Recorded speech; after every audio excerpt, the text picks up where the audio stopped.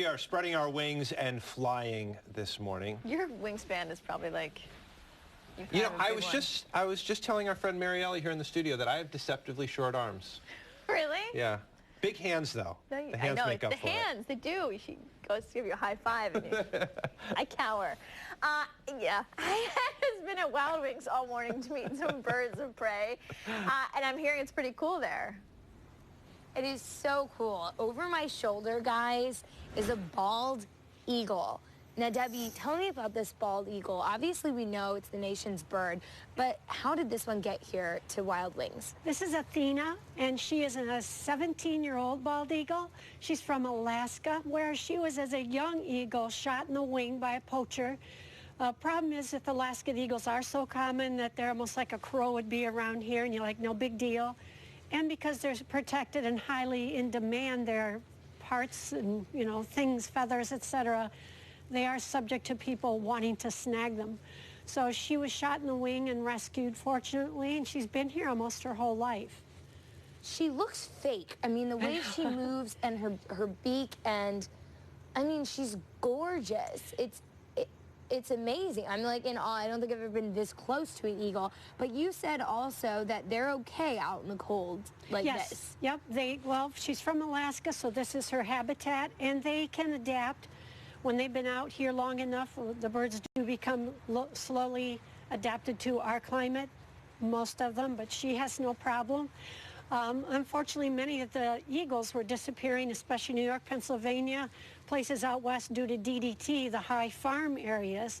And it took a few years for people to realize where all the babies, there aren't any new babies, what's happening. And just in the nick of time, right on cue. There you go. Now tell me about that. Yeah. They have a unique call. That's it. Did you plan this? She's showing up. She's showing up. Way to go. On movies and on commercials, they always play the red-tailed hawk, that high Kyrie scream. But the first time I heard her talk, I was blown away because I never knew they sounded. This is the real sound. So strange. This is their sound, and she does that high-pitched peeping. I don't know if you heard her earlier. Oh, my gosh. Yeah, so she's a beautiful bird. Their feet are so powerful. They can grab very large pieces of prey, such as a small fawn if they're hungry enough. People always worry, do they grab my dog or will they grab my cat? Probably not. Okay. They'd have to be desperately hungry. Usually so they know to get wild. They're fish eaters for the most part, so they'll live in the same habitats as the osprey and grab fish by skimming the top. Amazing.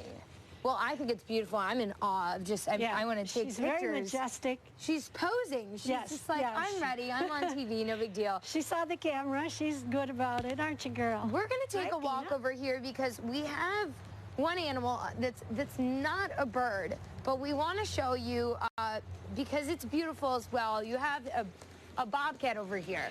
And he is carnivorous, so that gives her, she fits.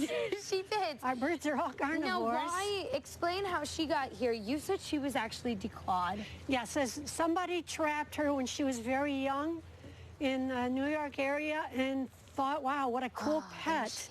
So they had her declawed, thinking she'd make a real neat kitty. And I'm sure they found... And that was a bad idea. Bad idea. They're not kitties. They're not pets to be played with. She doesn't act like a kitty, and she's been here her whole life. She's 17 now. There are a few people, such as Terry, the director, that she allows close, and a few others that were here when she was young. Okay. Other than that, no, you don't even walk in the door with her. She still has powerful jaws. Oh, my. Yeah, and she'll bite if she feels at all threatened, or if you move anything in there and don't realize it, she'll bite you. Wow. Once again, just another reminder to people that these are not domestic animals. Nope. I mean, they're not meant to be in your house. Wow, how beautiful. No, I mean, she is pretty. She's soft as a kitty.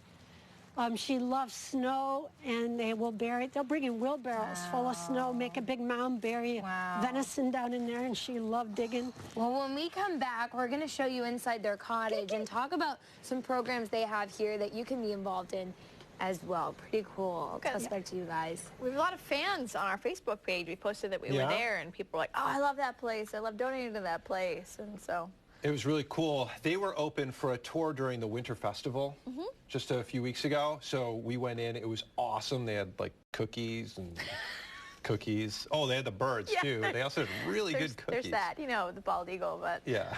Codex. Cookies. Sweet. There we go. Coming up, the title alone of Steve Solomon's show is funny. He's actually going to do some of the voices he does during the show for us in an interview. He's going to be here in a few days, so we're going to preview.